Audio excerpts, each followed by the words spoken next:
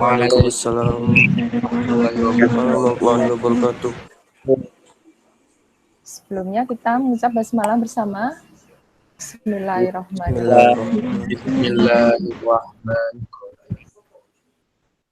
Ya, baik para siswa, di pertemuan kali ini saya akan memberikan beberapa contoh soal yang dikaitkan dengan fisika nuklir dan saya ambilkan ada 20 soal yang terkait ke sana.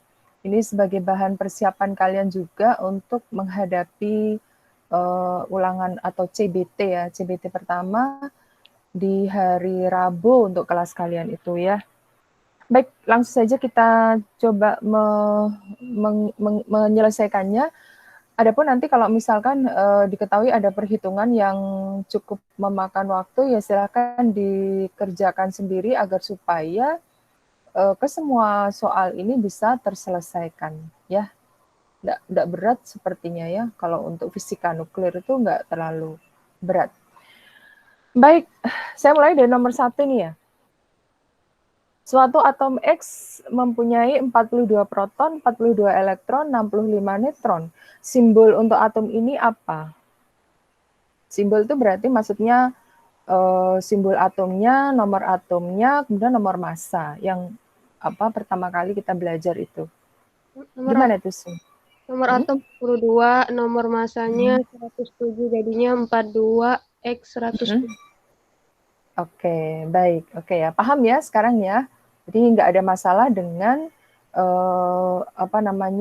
tentang simbol untuk suatu atom ya atau suatu unsur. Baik, saya lanjutkan di nomor 2 nih ya. Nah, nomor massa dari suatu atom itu menyatakan apa? Silakan Neutron dalam inti atom. Oke, jumlah proton dan neutron dalam inti atom. Nah, kalau elektron itu terletak di mana ya? Kalau boleh saya tahu. Di kulit atom. Berarti di luar inti ya. Di luar inti ya, berarti bukan di dalam atomnya. Oke, bagus. Bukan di dalam inti atomnya ya. Maaf ya. Oke, lanjut. Nomor 3. Stabilitas inti tergantung pada apa ini? Jumlah proton dan neutron. Iya, perbandingan ya, perbandingan jumlah neutron dengan proton atau jumlah proton dengan neutron.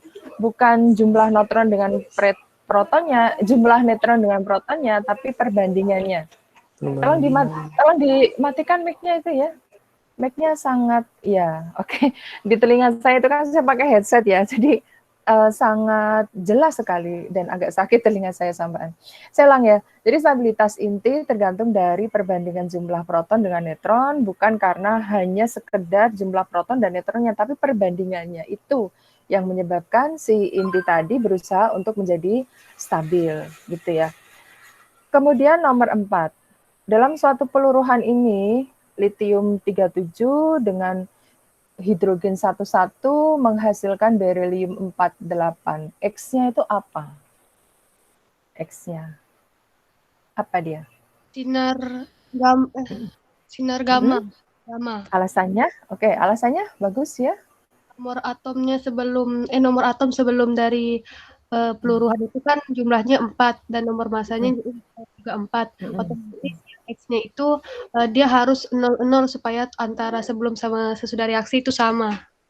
Oke, bagus sekali. Jadi ada berlaku hukum yang terjadi pada reaksi inti, yaitu hukum apa? Hukum kekekalan atom, kekekalan nomor atom ya. Kemudian kekekalan nomor massa dan satu lagi apa? Hukum kekekalan massa energi. Iya, betul. Jadi massa sebelum reaksi itu sama dengan massa sesudah reaksi, tetapi karena adanya defek massa, maka massa sesudah reaksi itu diubah menjadi energi. Maka dikenal sebagai hukum kekekalan massa energi. Baik, kita lanjut nomor 5 ini. Dibandingkan jumlah massa pembentuknya, maka inti atom bla bla bla. Kira-kira apa ini jawabannya nih? Massa intinya dibanding jumlah massa pembentuknya, maka massa inti apa gitu. Massa pembentuknya ini maksudnya apa ya? partikel subatomik itu ya. Jadi inti itu ya. Lebih besar. Oke, massa inti lebih besar daripada massa pembentuknya. Coba dikaji lagi. Ada defek massa. Defek massa itu terjadi karena adanya perbedaan selisih massa antara sebelum mereka menjadi inti dengan massa sesudah. Nah, lebih besar mana itu massa sebelum menjadi inti atau massa partikel pembentuknya dengan massa setelah jadi inti? Misalkan jadi inti. Sebelum menjadi inti lebih besar. Kalau begitu kalimatnya seperti ini, massa inti berarti lebih kecil. Ya, selalu lebih kecil, absolutely ya. Jadi selalu lebih kecil. Artinya memang massa inti itu akan lebih kecil daripada jumlah massa pembentuknya. Nah, mengapa itu lebih kecil? Kira-kira larinya kemana itu selisih massanya? Energi. Ayo. Energi. Atau disebabkan karena energi itu digunakan untuk apa ya? Membentuk intinya tuh. Ya, pembentukan gaya ikat inti. Ya, jadi mengapa terjadi gaya ikat inti? Karena inti atom itu saling tolak-menolak ya, antara proton dengan proton, sehingga diperlukan gaya lain yang lebih besar daripada gaya elektrostatis. Bayangin kalau tidak ada gaya inti, maka inti atom itu akan tercerai-berai ya, akan berantakan, nggak karuan, karena di dalam intinya sendiri itu mereka saling tolak-menolak. Apalagi kalau jumlah protonnya banyak ya, seperti siapa itu, uranium itu 92. Aduh, bayangin aja 92 muatan positif di dalam satu jantung inti yang demikian kecilnya ya, dan saling tolak-menolak ada 92. Gimana itu nyusunnya ya, sehingga harus ada gaya ikat inti yang menyebabkan mereka itu tidak tercerai-berai. Oke. Saya lanjutkan nomor 6 ya. Salah satu ciri dari sinar alfa itu yang mana itu ya? Bahwa ia terdiri dari inti-inti atom helium. Ya, betul ya. Jadi dia itu terdiri atas inti atau Oke ya, yang A ini lintasannya dibelokkan ya kan, karena dia bermuatan apa tuh? Sinar alfa positif atau negatif atau netral? Positif. Positif. Oke, berarti ya baik, cukup ya, kayaknya udah paham ya. Sekarang yang nomor 7. Suatu zat radioaktif memiliki waktu paruh 10 menit. Jika mula-mula ada 40 gram, maka setelah waktu 30 menit, zat radioaktif yang masih tertinggal itu sebanyak berapa gram? Nah, ini kan materi tentang apa ini? Peluruhan ya? Peluruhan. Iya, betul, peluruhan. Jadi, apa nih yang harus kita tuliskan dahulu? Apa yang kita ketahui dari informasi nomor 7 ini? T setengah. T setengah sama dengan 10 menit ya. Oke, terus apa lagi ya? Ini apa nih? N0. N0, 40 gram, apa lagi ya? Kemudian, ini apa ini? T kecil ya, T kecil 30 menit. Oke, yang ditanya adalah NT.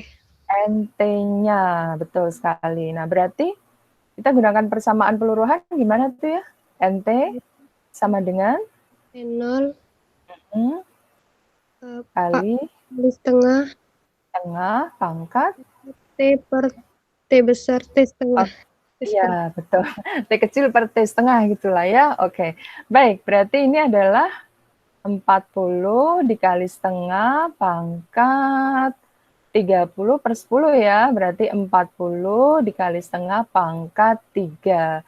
Ini bisa dieksekusi sendiri ya? Bisa melanjutkan sendiri ya? Bisa ya? Ya, Bu.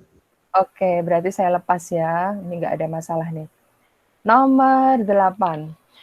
Suatu bahan radioaktif itu memiliki konstanta peluruhan 1,386 per hari. Bila aktivitas awalnya itu 400 CI, ya, CI itu dari kata curi, apa ya? Kalau kita baca itu curi. Jadi asal apa ya namanya? Ada maksudnya sedikit informasi ya buat kalian.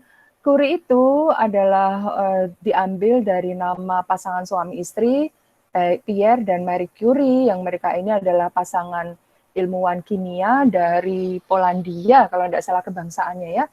Dan mereka ini melakukan eksperimen percobaan yang menggunakan polonium serta radium. Nah, mereka nggak menyadari bahwa kedua atom tersebut, kedua unsur yang mereka bawa itu, bahkan Curie biasanya mengantonginya itu. Marie Curie biasanya mengantonginya di kantong jas lab-nya, tapi mereka tidak menyadari bahwa sebenarnya itu zat-zat yang radioaktif sehingga memancarkan radiasi sinar-sinar yang berbahaya. Nah, akibatnya apa? Akibatnya suami Marie Curie ini terkena penyakit kalau tidak salah penyakit kanker darah kalau tidak salah ya. Tapi ada yang menyatakan bahwa dia kecelakaan dan sebagainya gitu loh ya. Ada indikasi bahwa dia tidak hanya disebabkan karena radiasi, tapi memang kebetulan pada saat itu kecelakaan mobil kalau tidak salah ya. Lalu Mary ini meneruskan penelitiannya dan memang belum menyadari adanya radiasi yang bertumpuk-tumpuk di dalam tubuhnya hingga suatu saat dia divonis menderita kanker juga dan akhirnya meninggal. Nah, nama orang ini, pasangan suami istri ini diabadikan sebagai satuan untuk radiasi radioaktif, yaitu Curie atau CI ya, singkatannya dari Curie adalah CI. Ya, itu sekedar cerita yang bisa saya sampaikan berkaitan dengan istilah satuan untuk radioaktivitas ini ya. Nah, kita kembali ke soal ini ya. Maka aktivitasnya setelah 2 hari itu berapa? Apa yang harus kita tuliskan ini ya? Konstanta peluruan adalah lambda sama dengan 1,386 per hari. Audionya agak bermasalah ya? Siapa nih? Askia ya? Kemudian apa ini? Aktivitas awalnya berarti kita tulis sebagai A0 sebesar 400 CI atau Curie gitulah ya. Kemudian apa ini aktivitas setelah 2 hari berarti T kecil ya. T kecil sama dengan 2 hari. Maka berapakah AT-nya? Kan gitulah ya. Nah, berarti persamaan untuk ini saya hapus saja nih ya. Persamaan untuk peluruhannya gimana? Sama ya dengan sebelumnya itu, tapi ini hanya tinggal diganti dengan AT dan A0. Jadi AT sama dengan A0 kali setengah sama persis tuh ya. Pangkat T kecil per T setengah gitu ya. Nah, cuma masalahnya yang diketahui itu adalah lambda kan ya, yaitu konstanta peluruhan. Padahal kita membutuhkan T setengah. T setengah itu waktu paruh. Nah, berarti kita cari hubungan ya antara lambda dengan T setengah. Jadi T setengah sama dengan apa ya? 0,693 per lambda. Oke, 693 per lambda. Berarti nanti tinggal dimasukkan ya untuk lambdanya itu sekian ya. Lambdanya sekian, masukkan ke dalam persamaan ini, maka nanti T1-nya itu ketemu gitulah ya. T1-nya ketemu itu ya. Nah, T setengah ya. T setengahnya ketemu, maka setelah itu dimasukkan ke sana. Ya kan? Oh, berarti AT-nya itu sama dengan 400 Curie dikali setengah pangkat 2 per T setengah yang kita dapatkan. Itu sehingga harga untuk aktivitas setelah 2 hari pasti juga akan ketemu. Bisa diteruskan sendiri ya? Bisa ya? Oke, baik. Saya lanjutkan di nomor 9. Apa ini reaksi berantai? Apa ya? Fisi. Oke, reaksi fisi berarti kira-kira jawabannya adalah yang pembelahan inti berat terus-menerus yang dipengaruhi D. Oke, betul sekali. Baik, saya mau tanya sedikit ya. Mengapa sih inti itu melakukan pembelahan atau melakukan peluruhan? Apa yang menjadi penyebab dia melakukan seperti itu? Oh enggak ya, ini reaksi berantai ya. Reaksi berantai itu reaksi penembakan neutron kepada inti atom sehingga membentuk 2 inti atau 3 inti atau beberapa inti yang berbeda dan dihasilkan beberapa inti-inti atom yang lainnya. Inti-inti atom yang lainnya itu dihasilkan sampah-sampah nuklir ya. Nah, sampah-sampah ini, neutron-neutron bebas ini yang akan nanti menembaki inti-inti atom yang terbentuk, yang baru saja terbentuk. Jadi ditembak lagi, sehingga reaksinya akan menjadi semakin membesar, luar biasa, dan membahayakan. Ya, para siswa, reaksi berantai ini masuknya apa tadi tuh? Fisi atau fusi? Masuk di Fisi. Fisi ya, baik ya. Mengapa di fisi? Karena mengalami pemecahan. Ya, karena jumlah sampah yang dihasilkan, hasil partikulat sampah yang dihasilkan neutron bebas itu lebih banyak ya daripada kalau fusi gitulah ya. Sehingga karena lebih banyak itulah yang menyebabkan si neutron-neutron bebas itu akan mengancam atom-atom lainnya. Ya, oleh sebab itu memang reaksi berantai ini reaksi yang ditakuti kalau kita berbicara tentang nuklir ya, reaksi nuklir. Maka reaksi nuklir itu memang harus dilaksanakan di dalam suatu reaktor gitu ya, reaktor atom gitu ya. Tidak boleh terjadi di luar reaktor atom atau tidak boleh terjadi kebocoran reaktor atom seperti yang terjadi di kasusnya Chernobyl pada tahun 1986. Ya, silakan dibaca-baca itu ya di Google ya, bahwa pernah dulu tahun 1986 itu terjadi kecelakaan yang mana di salah satu negara bagian di Rusia itu ada kota namanya Chernobyl, dan di sana salah satu reaktornya itu bocor, dan akhirnya terhamburlah neutron-neutron bebas, isi dari reaktor itu terhambur keluar, dan sehingga bereaksi dengan alam di sekitarnya gitu, dengan pohon, dengan tanah dan sebagainya, dengan manusianya itu sendiri, sehingga sampai sekarang area tersebut ditutup oleh PBB, tidak boleh orang memasuki ke sana karena reaksi berantainya itu terus-menerus, dia bereaksi terus-menerus hingga sampai hari ini belum selesai itu reaksinya. Apabila ke sana itu berarti sama aja dengan bunuh diri ya, karena radiasinya yang sangat tinggi sekali. Ya, itu bahayanya reaksi berantai kalau memang tidak bisa mengendalikan ya. Oke, saya lanjutkan ya. Nomor 10. Proses ketika sebuah inti berat terpecahkan menjadi dua inti yang lebih ringan disertai pelepasan energi disebut fisi. Oke, terpecahnya dua inti menjadi dari berat menjadi ringan disebut sebagai fisi. Nah, kalau fusi berarti apa fusi? Inti ringan menjadi berat. Oke, penggabungan, tetapi tidak semuanya bisa bergabung begitu saja menjadi inti berat ya. Reaksi fusi itu hanya terjadi pada nuklida-nuklida kecil seperti hidrogen, deuterium, tritium dengan helium ya yang ada di matahari, dan itu suhunya luar biasa tinggi sekali. Reaksi berantai tadi sudah. Kalau transmutasi, apa itu transmutasi? Ada yang tahu? Transmutasi itu reaksi inti perantara ya, yang nantinya dia akan meluruh lagi gitu. Jadi dia nggak stabil, kemudian meluruh lagi, dan seterusnya. Itu adalah transmutasi. Kalau peluruhan apa ya peluruhan? Apa ya? Di mana terjadinya peluruhan kemarin sudah saya jelaskan. Untuk menjadi inti stabil. Inti yang tidak stabil berusaha menjadi stabil, ya, sehingga dia akan melepaskan sinar radioaktif. Sinar apa yang dilepaskan oleh inti yang tidak stabil itu? Bisa sinar gamma, bisa sinar beta, bisa sinar alfa.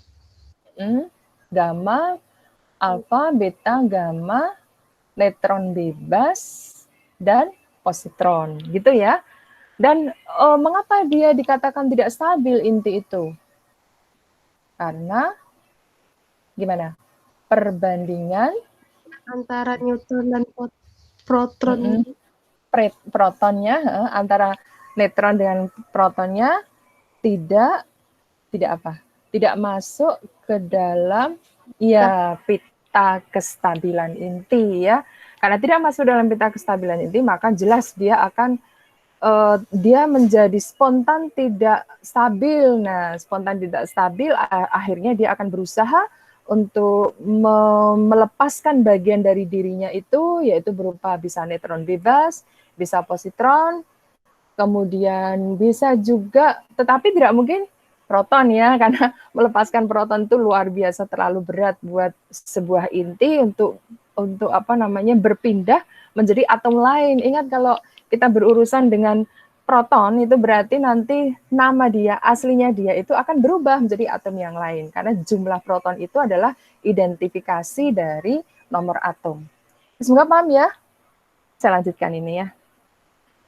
Nomor 11, suatu partikel radioaktif itu diidentifikasi memiliki karakter kayak gini nih, dibelokkan medan magnet, daya tembus rendah, daya ionisasi rendah, ditolak oleh benda bermuatan negatif. Jadi kemungkinannya apa itu? Ada yang tahu? Kata kuncinya ada di mana? Di daya ionisasi rendah. Hanya itu saja. Kalau daya ionisasi rendah, bahkan gamma itu paling rendah itu ya, ya kan? Iya. Berarti bukan hanya itu, tetapi clue-nya yang mana ini? Coba dikaji kembali. Coba dilihat itu. Nih, ditolak oleh benda bermuatan negatif, berarti partikel itu Negatif. pastilah negatif. Nah, siapakah di antara mereka ini yang negatif itu ya? Sinar beta. Sinar beta. Betul. Alfa itu apa ya? Lambang kimianya? He24. Oke. Kalau beta itu? Beta adalah beta elektron ya, berarti -1, 0. Atau bisa juga ditulis dengan lambang itu seperti ini. Sama juga itu ya. Kalau positron, gimana lambangnya itu? Positron B positif, ini positif 1 ya, terus ini 0 ya. Kalau gamma itu? Gamma 00. Kalau neutron? N. Satunya di atas ya, bawahnya 0. Oke, baik. Audionya agak kurang lancar ya. Baik, sekarang kita lanjutkan dengan nomor 12. Kita lihat ya. Seorang peneliti menyimpan 100 gram sampel unsur radioaktif dengan waktu paruh 20 hari. Sisa sampel tersebut setelah 2 bulan itu berapa? Sama juga peluruhannya, apa yang diketahui ini? Bisa saya bantu untuk menuliskan apa ya? N0. Nih? Ya, oke. N0 itu 100 gram. Kemudian apa lagi ya? T setengah 20 hari. T setengah 20 hari. Terus apa lagi ya? T. Ya, T kecil ya. T kecil. T kecilnya 2 bulan, berarti 60 hari ya. Oke, yang ditanya adalah NT-nya. Oke, bisa menyelesaikan ya dengan persamaan ini ya. Saya lepas ya.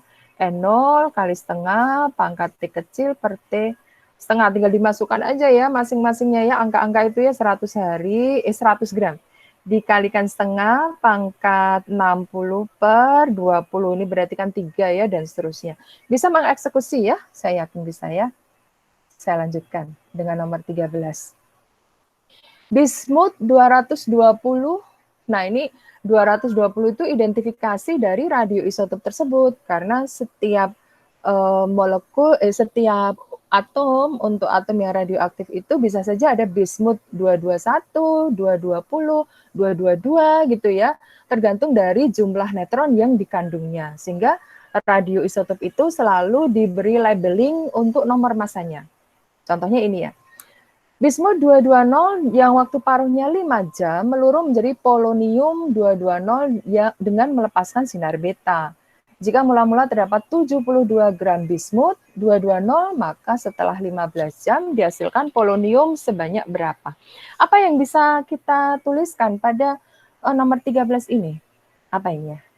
T setengah. T setengah untuk bismut. Jangan lupa ya, karena di sini kan bismut menjadi polonium ya. Jadi kalau reaksi sederhananya itu kan begini ya. 220 meluruh ya, menghasilkan sinar beta, berarti menghasilkan polonium 220 ditambah beta. Beta itu elektronnya. Nah, itu dia. Ini dia. Nah, berarti kan kalau ini meluruh berarti terbentuk polonium. Seperti pada kimia ya, kimia biasa itu MRS itu ya. Ya kan? Kalau misalkan awalnya ini A, kemudian bereaksinya misalkan B, berarti tersisanya bismutnya itu kan A min B ya. Nah, polonium yang terbentuk adalah B. Nah, pada kasus soal nomor 13 ini yang dicari yang mana ini? Yang ini, yang A min B atau yang B? Pada kasus nomor 13 itu. Siapa B. dia? Yang B ya, jadi yang B itu yang ditanyakan. Berarti kalau kita menggunakan persamaan peluruhan, yaitu NT sama dengan N0 kali setengah pangkat T per T setengah, gitu ya. Kalau ini bismut juga, ini bismut juga, gitu. Maka nanti hasilnya adalah ini, gitulah ya para siswa ya. Hasilnya adalah bismut yang tersisa. Nah, bismut yang tersisa itu tidaklah ditanyakan pada soal ini karena yang ditanyakan adalah poloniumnya. Berarti nanti A-nya tadi yaitu sebesar 72 gram dikurangi dengan hasil peluruhan. Oke, kita lanjutkan ya. Berarti T bismut sebesar 5 jam, kemudian apa lagi ya? N0 ya, N0 tapi bismut sebesar 72 gram, kemudian T kecilnya sebesar 15. Oh, ini T setengah besar ya, 15 gram ya. 15 jam, sorry. Nah, berarti nanti kita dapatkan ini tadi NTBI, yaitu dengan persamaan yang ini. Nanti ketemu itu ya. Ketemu itu adalah hasil dari setelah bismut itu meluruh menjadi polonium. Yang ditanya polonium, ya udah berarti kalau ini kamu ketemu ya, misalkan ini ketemu gitu ya para siswa, berarti nanti hasilnya poloniumnya adalah 72 dikurangi dengan hasil ini. Misalkan ini hasilnya X gitu ya, berarti dikurangi dengan X. Nanti silahkan dicari sendiri, gitu ya. Bagaimana? Ada yang bermasalah nggak ya? Paham ini ya? Paham, Bu. Oke, kita lanjutkan. Nomor 14. Di antara partikel berikut yang tidak dapat dibelokkan oleh medan listrik atau medan magnet, yang mana ini? Partikel yang tidak dapat dibelokkan, berarti dia harus Muatannya netral. netral. Siapa yang netral? Neutron. Neutron. Oke, nggak ada masalah ya, saya lepas ya. Nomor 15. Neutron. Sesudah 2 jam, suatu unsur radioaktif tersisa 6,25%. Waktu paruhnya berapa? Nah, ini kita harus menulis dulu dalam bahasa matematika. Berarti apa ini? 2 jam itu berarti apa? T kecil. Iya, T kecil ya, 2 jam. Kemudian bagaimana menuliskan ini, informasi ini? Berarti NT, gitu ya, sama dengan 6,25% dari N0. Kemudian, oke, gitu ya. Jadi T setengahnya dicari. Berarti sama dengan persamaan peluruhan ya, NT sama dengan N0 kali setengah pangkat T kecil per T setengah. Gitu kan ya? Ya udah dimasukkan aja. 6,25% dari N0 sama dengan N0, N0 gitu ya, kali setengah pangkat 2 dibagi T setengah. Oke, ini dicoret, nanti dibuat dalam bentuk eksponensial dengan basis setengah, maka hati-hati basisnya jangan dicoret ya, tapi gunakan logika bahwa apabila basis sama eksponensial, maka yang bagian eksponensialnya itu sama dengan ruas kiri dengan ruas kanan. Seperti yang Ibu ajarkan kemarin. Bisa diselesaikan sendiri ya, insya Allah ya. Ya, Bu. Oke, baik. 16 juga sama ini ya. Sama juga, ini waktu paruhnya, jadi T setengahnya itu T gitu kan ya. Kemudian bagian unsur yang tinggal sudah 4 sekon, berarti ini T kecilnya itu ya, 4T gitu, T kecilnya 4T. Berarti NT-nya, pertanyaannya adalah NT sama dengan berapa? N0 ini yang ditanyakan itu berarti. Ya sudah sama ya prosesnya ya, nanti ya NT sama dengan N0 kali setengah pangkat T kecil per T setengah. Tinggal dimasukkan aja ini ya, komponen-komponen ini pasti ini ketemu, bagian sini ketemu ya. Saya lepas ya. Ya, Bu. Nomor 17. Oke. Suatu bahan radioaktif cesium 137 pada awalnya memiliki laju radiasi foton gamma sebesar 1,5 dan sebesar inilah ya. Apabila waktu paruh bahan tersebut 30 tahun, laju radiasinya pada 10 tahun berikutnya itu mendekati berapa? Mendekati ya, berarti tidaklah perhitungannya secara sempurna banget nih ya. Nah, gimana nih? Apa yang diketahui sama saja sebenarnya ya? Yaitu ini dianggap sebagai apa ya? N N0-nya ya, bisa juga kita anggap sebagai N0-nya, yaitu 1,5 kali 10 pangkat 14. Kemudian ini apa ini? T setengah. Oke, betul. T setengahnya sebesar 30 tahun, lalu ini 30 tahun nih ya. Kemudian ini adalah T Kecil. kecilnya. Betul, 30 tahun. Berarti nanti dicari NT-nya berapa, ya tinggal memasukkan persamaan peluruhan. Oke, kita lanjutkan lagi ya. Kayaknya nggak ada masalah ini ya. Nomor 18. Seorang ahli purbakala mendapatkan bahwa fosil kayu yang ditemukan mengandung karbon radioaktif kira-kira tinggal 1/8 dari asalnya. Jika waktu paruh karbon radioaktif itu 5.600 tahun, bayangkan coba para siswa, 5.600 tahun, waduh, luar biasa ya panjangnya ya. Umur fosil tersebut itu berapa? Jadi sedikit pengetahuan ya buat kalian para siswa, ada yang disebut sebagai karbon radioaktif ini, ada juga karbon aktif. Itu berbeda ya para siswa. Kalau karbon radioaktif itu adalah C614 ya. Nampak sekali bahwa ini tidak stabil dia itu. Karbon radioaktif itu tidak stabil karena kita lihat ya perbandingan neutronnya itu 8, protonnya itu 6. Jadi kalau kita bagikan 1,3 ya, betul ya? 2/3, 2/6 itu sepertiga 1,3. Nah, ini nggak stabil dia.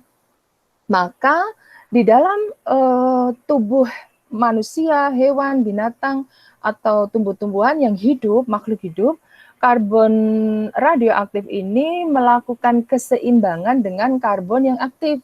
Ya, jadi ada karbon radioaktif, ada karbon radioaktif, ada karbon yang stabil. Maaf, tadi salah ngomong saya. C612. Nah, kalau ini stabil ini. Nah, mereka berdua ini, baik yang radioaktif maupun yang stabil, itu berada dalam keseimbangan di alam, ya di atmosfer bahkan ya, di tubuh manusia juga demikian. Nah, itu kalau dia masih hidup. Nah, kalau nanti dia meninggal, ya misalkan manusia meninggal atau hewan mati, tumbuh-tumbuhan mati, maka keseimbangan itu berhenti. Dan yang terjadi adalah si karbon radioaktif itu akan meluruh, dan akhirnya bisa dihitung itu. Ketika dia mati, dengan sampai sisa dari konsentrasi karbon radioaktifnya itu berapa, itu bisa diperkirakan tahun dari ketika dia mati. Sehingga umur seseorang itu atau umur dari suatu benda purbakala itu bisa diperhitungkan kira-kira waktunya sekian ribu tahun yang lalu. Nah, itu benar itu para siswa. Misalkan Fir'aun ini 3.500 tahun yang lalu. Itu dengan menggunakan sampel dari giginya atau rambutnya yang diambil, kemudian dianalisa berapa kadar karbon radioaktif di dalam sampel yang diambil tadi, begitu. Bisa dipahami ini ya, bagaimana proses berpikirnya ketika suatu ahli arkeologi ya, itu menyelidiki umur dari benda purbakala atau ya benda-benda lain yang diperkirakan umurnya ribuan tahun yang lalu. Bisa dipahami ya? Itu karbon radioaktif. Tapi ada lagi nama karbon aktif. Nah, itu beda lagi para siswa. Kalau karbon aktif itu yang warnanya hitam itu kalau di dalam dunia kesehatan itu yang namanya norit tuh loh para siswa. Masih tahu nggak? Yang pil warna hitam itu kalau kalian biasa mencret gitu kan ya, perutnya sakit dan sebagainya. Nah, ini biasanya kalau ke puskesmas kadang dikasih ini. Karena ini harganya murah sekali ya. Sekitar 500 buah, ya satu buah 500 atau 500 dapat berapa, itu murah sekali. Nah, itu adalah karbon biasa yang dipergunakan untuk membunuh bakteri di dalam usus besar kita ya. Jadi fungsi dia sebagai adsorben itu bisa mengkoagulasi dari bakteri-bakteri tadi. Itu karbon aktif. Dia bukan karbon radioaktif. Bisa dipahami nih ya?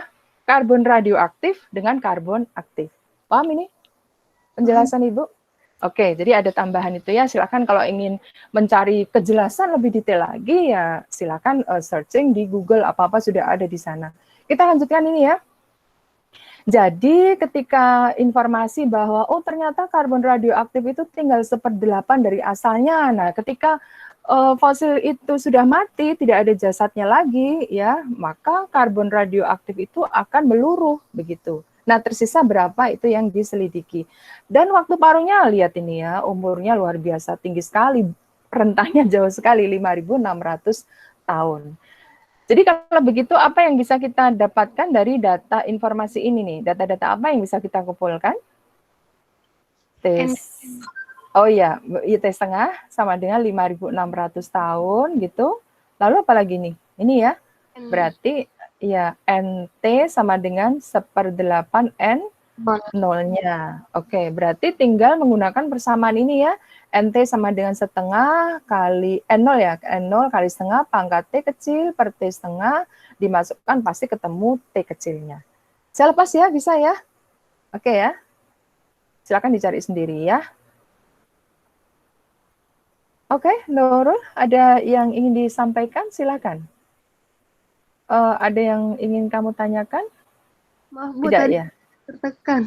Oh, baik. Saya lanjutkan nomor 19. Ada 2 soal lagi nih ya. Suatu batu diteliti mengandung uranium dan timbal Pb. 75% batu itu mengandung timbal dan sisanya adalah uranium. Jika diketahui bahwa uranium itu meluruh menjadi timbal dengan waktu paruh, bayangin ini 100 tahun para siswa. Jadi uranium ini termasuk bahan yang sangat berbahaya sekali dan waktu paruhnya itu juga lama ini ya.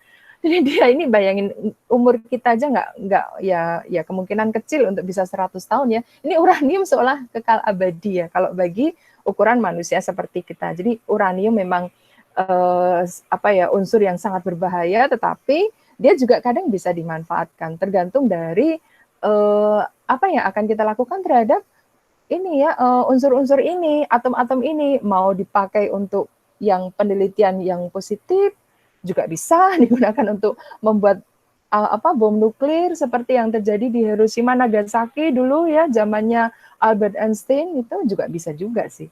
Nah, kita lanjutkan ya.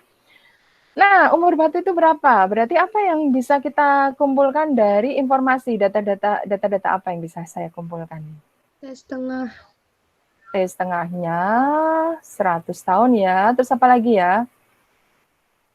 Apa ini? Dari 75% batu mengandung timbal dan sisanya uranium. Yang kita ambil tuh ini T setengah uranium, bukan T setengah timbal. Timbal ini unsur atau atom yang akhirnya terjadi dari peluruhan uranium dan dia paling stabil gitu ya. Jadi ada 2 yang stabil yaitu timbal dan bismut. Oke, saya lanjutkan. Berarti apa ini?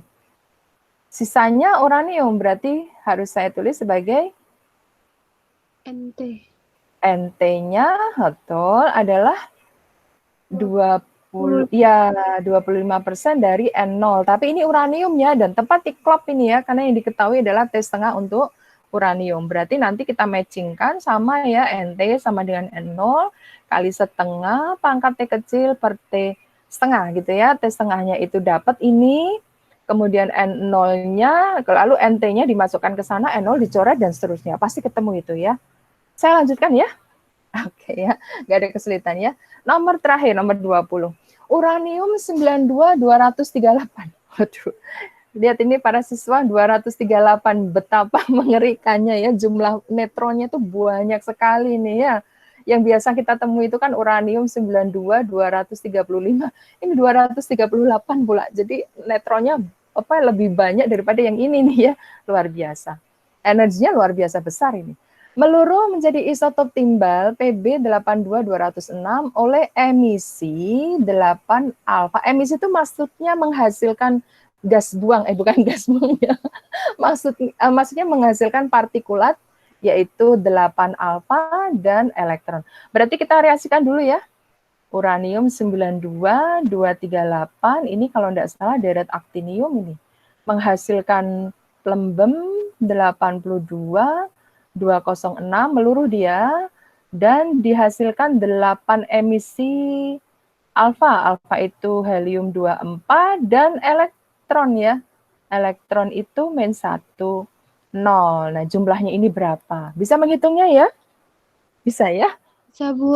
Oke, dengan cara apa ini menghitungnya? Hukum?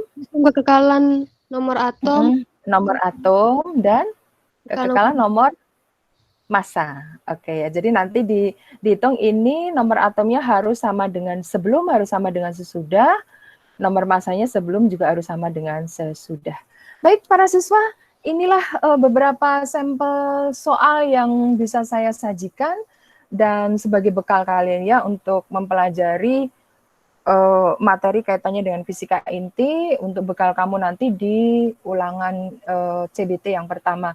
Kalian mencari di buku-buku lain, soal-soal di buku-buku lain ya silahkan, itu malah lebih baik lagi agar supaya pengetahuan kalian itu lebih berkembang dan lebih baik lagi.